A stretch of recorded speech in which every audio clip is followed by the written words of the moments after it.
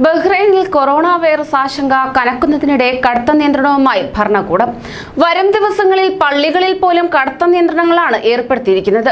രണ്ടാഴ്ച പള്ളികളിലെ നമസ്കാരവും മറ്റു ചടങ്ങുകളും നിർത്തിവച്ചിരിക്കുകയാണ്.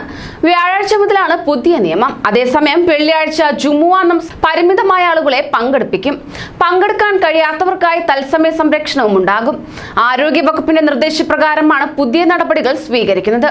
നിയമ ഇസ്ലാമിക കാര്യ വകുപ്പ് ഇതിന് പൂർണ്ണ പിന്തുണയും നൽകി. മുതിർന്നവർക്കും കുട്ടികൾക്കും അണുബാധ ഏൽക്കാതിരിക്കാനാണ് ആരോഗ്യവകുപ്പ് നിയന്ത്രണം ശക്തമാക്കിയിരിക്കുന്നത്.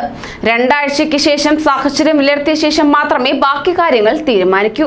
സമാനമായ നടപടി കഴിഞ്ഞ ആഴ്ച സൗദി അറേബ്യയും സ്വീകരിച്ചിരുന്നു. പള്ളികളിൽ പോയവർക്ക് കൊറോണ രോഗം സ്ഥിരീകരിച്ചതിനെ തുടർന്ന് ചില പ്രദേശങ്ങളിൽ 10 പള്ളികൾ വരെ അടച്ചിടാനായിരുന്നു സൗദിയിലെ നിർദ്ദേശം. കൊറോണ വൈറസ് രോഗം വീണ്ടും വ്യാപിക്കുന്നത് ഗൾഫ് മേഖലയിൽ ആകെ ആശങ്ക പരത്തിയിട്ടുണ്ട്.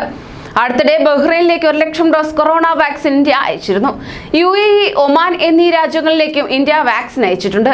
വാക്സിൻ മൈത്രി എന്ന പദ്ധതിയുടെ ഭാഗമായിട്ടാണ് ഇന്ത്യ വിദേശ രാജ്യങ്ങൾക്ക് വാക്സിൻ നൽകുന്നത്. ഇതുവരെ 55 ലക്ഷം ഡോസ് വാക്സിനുകൾ ഇന്ത്യ വിദേശത്തേക്ക് കയറ്റി അയച്ചു. കോവിഷീൽഡ് വാക്സിനാണ് ഇന്ത്യ സൗഹൃദ രാജ്യങ്ങൾക്ക് നൽകുന്നത്.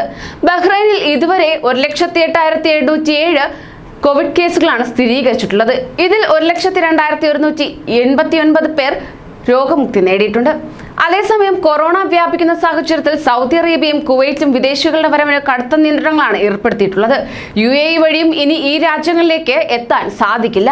UAE-യിൽ കുടുങ്ങിയവരോട് തിരിച്ച് നാട്ടിലേക്ക് പോകാനും ഇന്ത്യൻ എംബസി നിർദ്ദേശിച്ചിട്ടുണ്ട്. കൂടുതൽ പ്രവാസി വാർത്തകൾക്കായി ഈ ചാനൽ സബ്സ്ക്രൈബ് ചെയ്യൂ.